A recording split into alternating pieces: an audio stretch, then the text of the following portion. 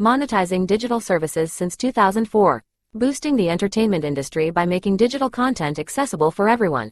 AWG, where innovation meets monetization. LinkedIn presents. Welcome to the Human Capital Innovations Podcast.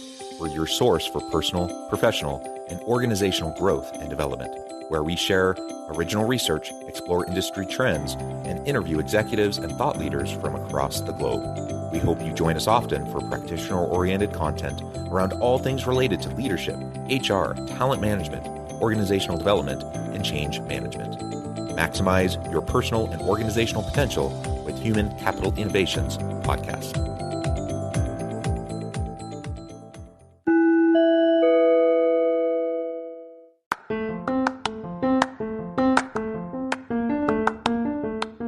If you enjoy the Human Capital Innovations Podcast, enjoy ad-free listening by going to the Patreon page, and please consider contributing even at the producer or sponsorship level. And please leave a review. Thank you for your support.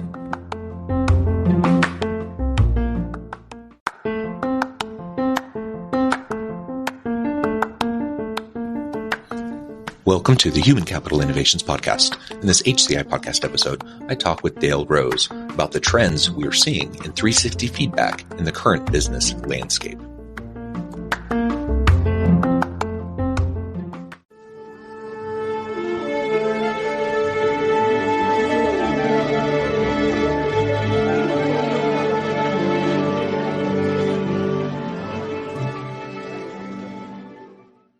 Dale Rose, welcome to the Human Capital Innovations Podcast. Thanks, John. Great to be here.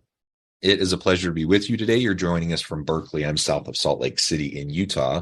And today we're going to be talking about 360 feedback, kind of the ins and outs of 360. I think most in the audience are familiar with and have probably participated in 360 feedback in the past. So we'll talk about how things have shifted over time and really current business trends and the current business landscape and how that's impacting 360 feedback and how 360 feedback can assist leaders as we're trying to develop the employees and the leaders of tomorrow with the skills and competencies and capabilities to be effective. So that's what we'll be discussing and unpacking together today. As we get started, I wanted to share Dale's bio with everybody. Dale Rose co-founded 3D Group in 1994 on the premise that leaders and organizations could drastically improve their effectiveness by listening and responding to honest employee feedback. After more than 20 years of this kind of work, he is an expert in leadership development, talent assessment, and organizational effectiveness. He co-edited the Handbook of a Strategic 360 Feedback with Oxford Press, where his co-editors, and 50 brilliant authors made the case that 360 feedback could be powerful beyond individual development. Anything else, Dale, that you would like to particularly highlight from your background or personal context before we dive on in? Yeah, I'm an industrial organizational psychologist, so I've got kind of pretty deep roots in both kind of the quantitative side and the social side of how you use feedback. And to me, it's the blend of those things that make it most powerful. Yeah, that's great. All right, let's dive in. Why, in your view, you've been in this space for a really long time, why is 360 feedback so important to organizations and to leaders today? And maybe walk us through a little bit of how it happens within organizations or how it can happen. Yeah. So one of the interesting things, we've been doing benchmarking studies for a while on 360s. And one of the things we find is that people, when you say 360 feedback, kind of know it as many different things. Yeah. So we try to kind of be really specific. And we think about 360 feedback as a quantitative survey that addresses desired behaviors from the organization and allows employees an opportunity to provide anonymous feedback to their leaders that they can use to be more effective. And that anonymous piece uncovers, I think, a hidden information that can be hard to share one-on-one, face-to-face. The key is, though, that by using quantitative measures, you're able to compare how different people perceive you. One of the tricky parts of 360s is it's not, sort of an objective fact. In fact, it's very much subjective. Your direct reports may see you really different than the way peers do. So I think the fundamental bit is at an individual level. And what we started talking about in our book and in the work we do is when you take that individual effect and you aggregate it up and do, say, 40 360s within one department, and then start looking at trends within, then you start getting great insight. So it's kind of a twofer, if you will. You get the individuals can get their own development, but then also if you can look at the trends within the social system and what, are we seeing trends against innovation, for example, where people are, avoiding taking risks, things like that. So I think that's where we're really seeing sort of an evolution, if you will, of 360s, where at the individual level, it may not change a ton, but at the organizational level, it can make a huge difference the way you implement. Yeah. And you've described, again, mixed methods, right? It can be a combination of quantitative and qualitative. There's lots of different forms of 360s. I myself have probably taken, I don't know, at least half dozen fairly different formats and approaches to 360 feedback over my career to this point.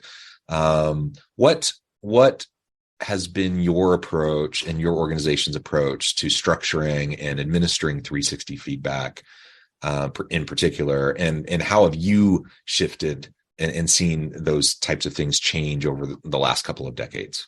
Yeah, so I think there's kind of two big things I've seen have where we've really evolved in a practice and as a science. The first is there used to be a real orientation toward standardized, structured, sort of here's leadership, we've got leadership, it's core leadership. And I think now we're moving much more in the direction, it was always there a little bit, but we're moving much more in the direction of customized content that really links to strategy, right? So an organization can go in, say, well, even a department can go and say, hey, we're too stuck in the mud. We're too unwilling to take risk, and we need to innovate to be able to be on the cutting edge.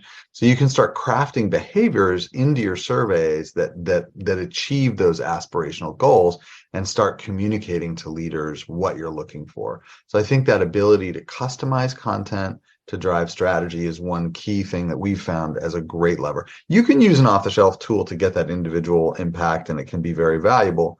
But I think that customized content can achieve that second level. And then the second bit is around how you help leaders use feedback. So giving somebody feedback isn't really enough, right? I can get a report, but if I'm defensive, if I'm, I don't know, maybe one of the 6 times you tried it, you were like, I don't know if I want to look at this right now. It's getting through that experience and trying to translate numbers and quantitative or qualitative information into what do I do with it.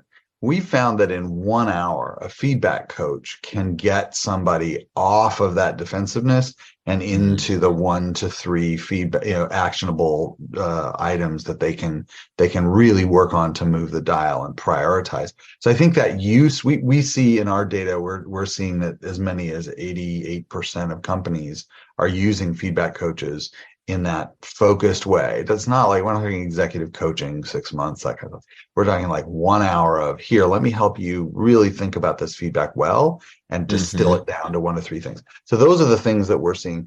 The other thing I would see from a trend standpoint, I guess, is senior leadership is really significantly behind this tool and use it effectively, I think. I mean, not every organization uses it effectively, but many organizations, they're all the way up to the very top, CEOs, CFOs. It's not just the CHRO that's trying to convince everyone.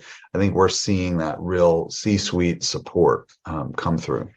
As I reflect back on some of the different types of, the half dozen that I've done, some have been accompanied with a good quality introduction, and then you do the 360 and then you have a good debrief and maybe not one-on-one coaching, but at least some good, unpacking of the results. So you can try to take away some good actionable steps.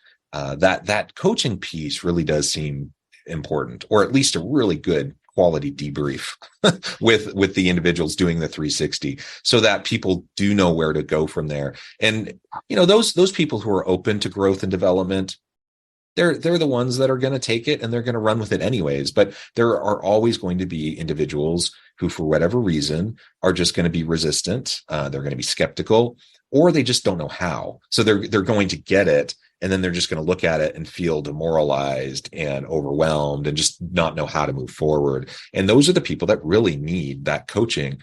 And really probably anyone would benefit from having that one-on-one coaching following the usage of a tool like this.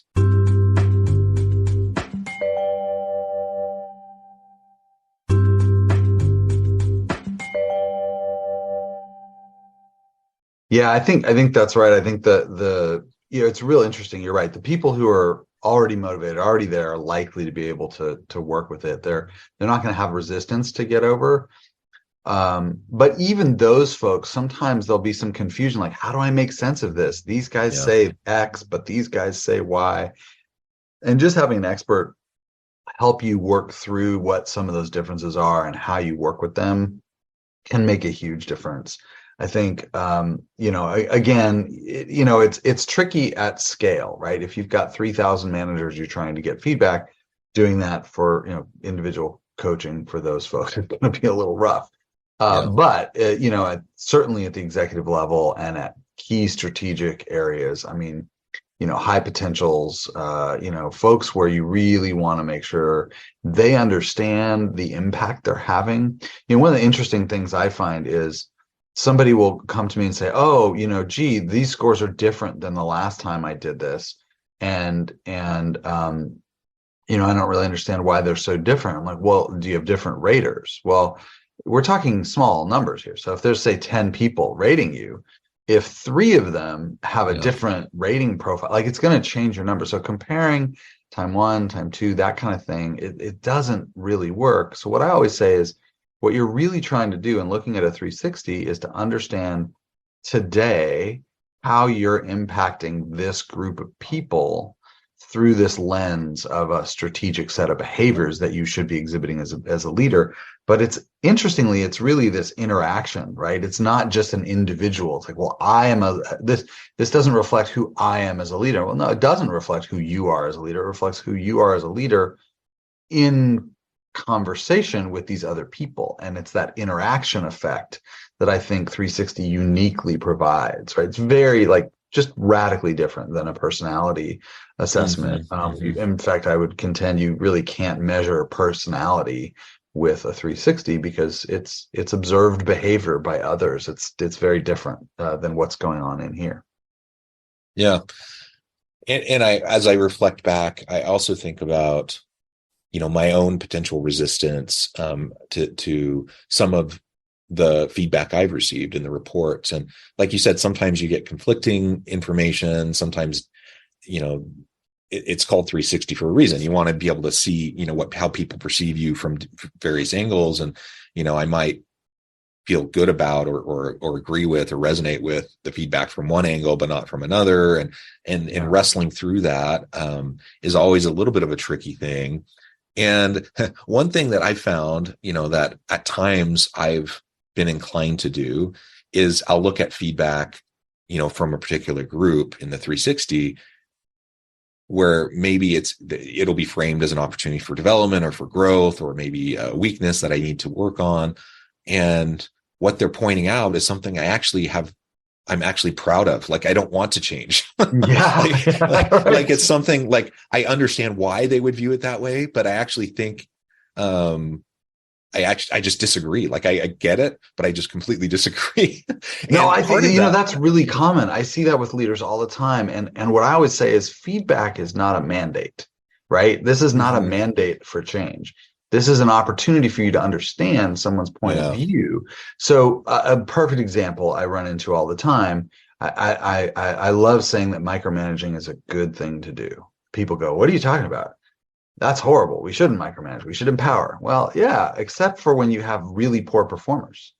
You have a really poor performer. Yeah, okay. So when you have maybe you have a group of poor performers and you're trying to build this team up and get people, leveled up to expectations, they give you feedback that you don't give them enough autonomy, that you provide too much structure. Okay, yeah, I see your point of view, but I disagree that I should change that. Right. So I think that's the point but what it does is it gives you an opportunity to go to them and say, hey, I understand your point of view. Let's talk about this. I would love to empower you. I'd love to give you this autonomy. Help me get there. And in order to get there, here's what I need from you. Right. So I think the other thing 360s can do is they can start conversations. What we've started to see is that when you do this within a system, right? And I'll use just the department as an example, but honestly, you could do it for a whole company. But if you work with a department of 40 leaders, and you cascade it down through all those levels, you're messaging expected behaviors, but you also end up you get all these leaders talking with each other up, down, and sideways about how they can perform better and what understanding each other, following up the feedback with, hey, I understand what you're saying about autonomy here, but we really need to talk about your performance, because that's what I need to change in order for me to change my behavior. Now you're having the conversations you need to have to move the organization forward. And if you do that across an entire system, you can really move things forward as a group in a meaningful way. So I think it's a great point that it's not a mandate, right? You have to process the information and decide, where do I go with this? And I think some leaders make the mistake of saying, "Oh, I got to go do this." You got to step back and decide what's the right response to this feedback. Yeah, and hopefully, as I self-reflect, I'm hopefully being intellectually honest enough and emotionally secure enough and mature enough to be able to take what I'm receiving and look for the value in it.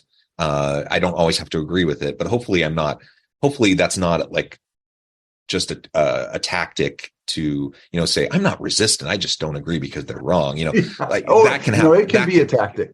That can happen too, right? So hopefully I'm secure enough, mature enough, and intellectually honest enough to be able to have that wrestle. And if I come down on, but there are core things that I need to be doing with this particular person or with this particular segment or whatever. I can't necessarily just change everything because of this one instance of feedback. That's good, but at least you've gone through the wrestle of it, and you've challenged yourself and you've challenged your assumptions. I think that's important. And then, like you said, one of the greatest values of a tool like this is to be a catalyst for conversation. Right. It's a catalyst certainly for self-reflection, or at least it should be. But it needs to be a catalyst for conversation. And as I reflect on the half dozen times I've done this in the past, only one or two of the times was it actually utilized that way. They were always utilized as a self-reflective tool, or perhaps a development tool, but almost never have they been utilized for ongoing organizational conversations, for change conversations, and all the different things you were just outlining. And that's a really big missed opportunity, especially if, as an organization, you're investing in these tools, you're investing in the time, the resources, the energy for people to be going through this. Don't fall into the trap and make the mistake that many do to just, have a session, have a debrief, and then you shelve it, you put it, away, and people don't really think about it much anymore. That's what often happens. And clearly that's not going to have that. That's not going to produce the kind of outcomes that we can have otherwise if we leverage this as an ongoing resource for those ongoing conversations.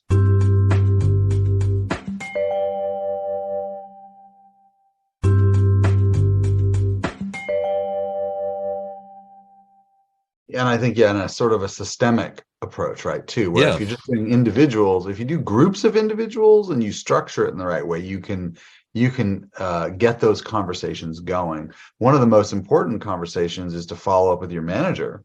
And your manager doesn't have to see the report to know, but you might, so if HR is out there thinking, well, how do I, get this to happen? Require managers to meet with their directs around their feedback. Again, looking at the report can be sensitive. Also, you can end up with 6 or 7 reports. It's a lot of data to read through. But at minimum, you can require them to meet and say, hey, what did you learn? What are the 3 things you're going to go work on? Which puts some accountability for change into the process. You can also involve that manager by having them approve who the raters are, so they're involved up front. So I think that's a key conversation that you can encourage across the organization at the individual or at the group level that will get things moving in the right direction. Again, you've got to be mindful of the culture you're in and the levels of trust and the experience. Yep. But the other second layer that I think is interesting, that often gets overlooked, is one of the things we see in the data all the time is that talent management is a difficult task for leaders.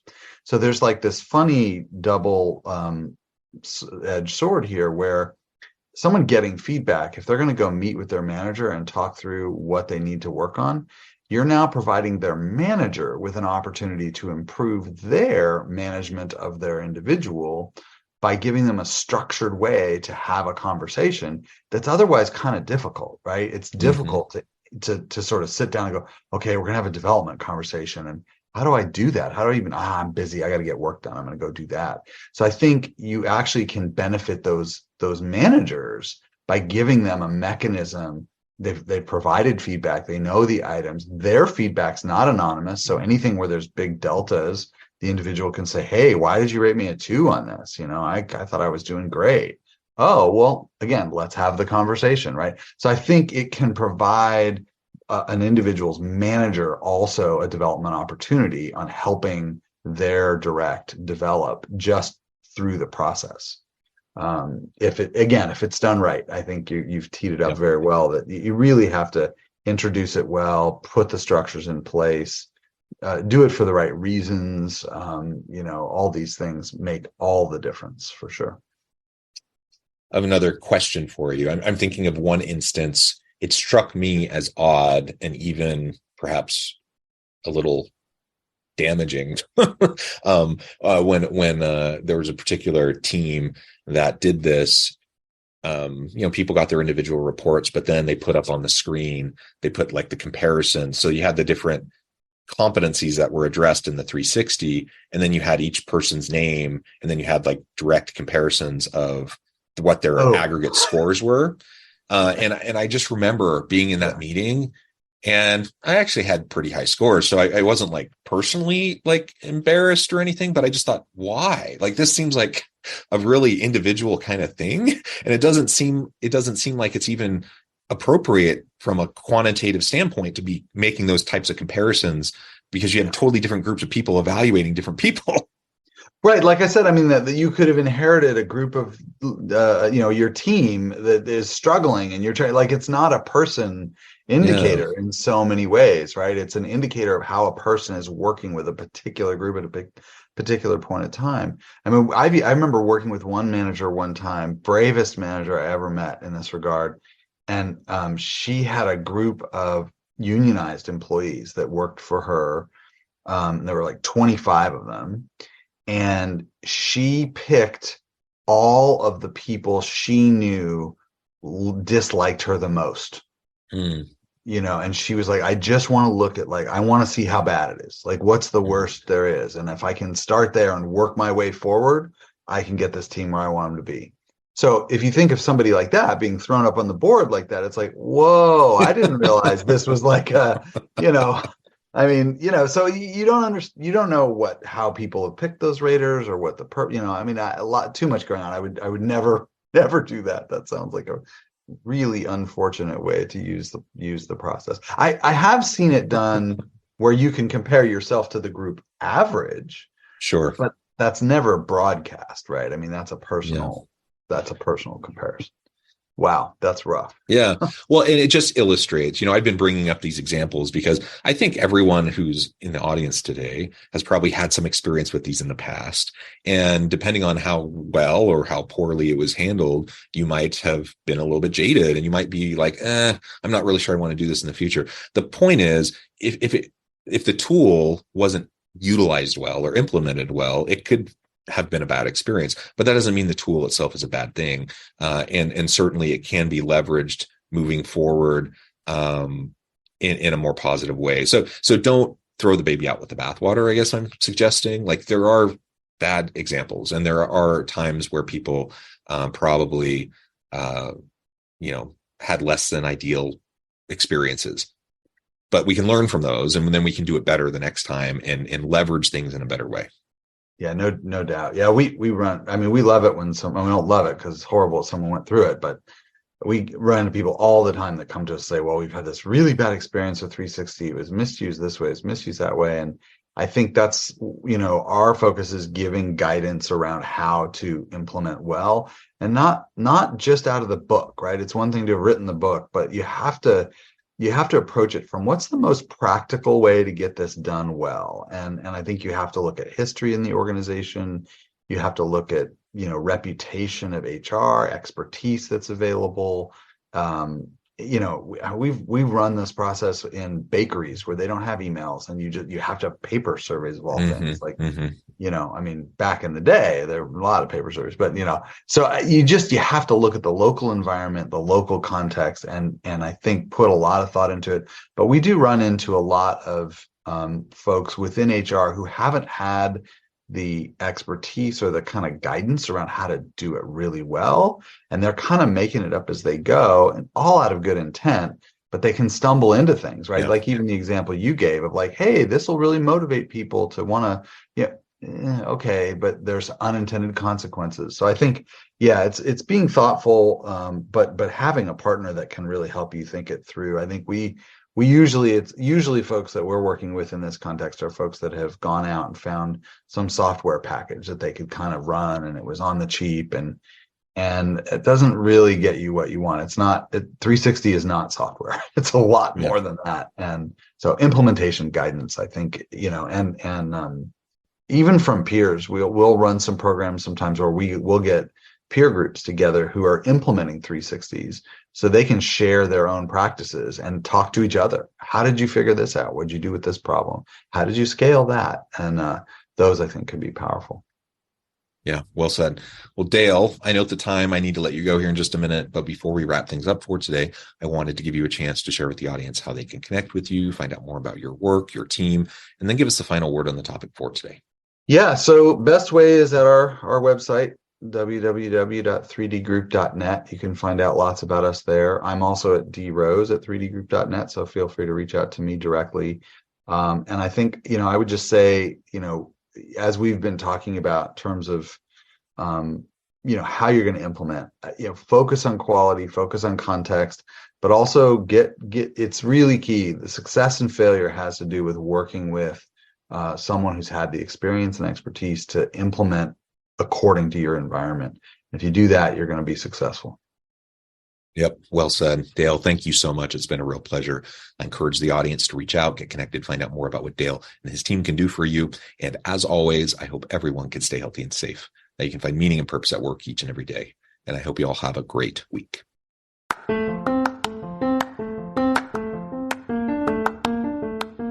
you enjoy the Human Capital Innovations podcast?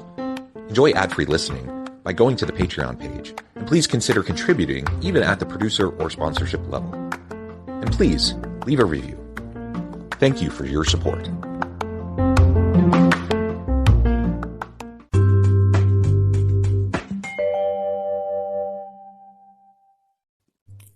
Thanks again for joining us for this episode of the Human Capital Innovations podcast. I hope you stay healthy and safe, and that you have a great week. Monetizing digital services since 2004. Boosting the entertainment industry by making digital content accessible for everyone. AWG, where innovation meets monetization.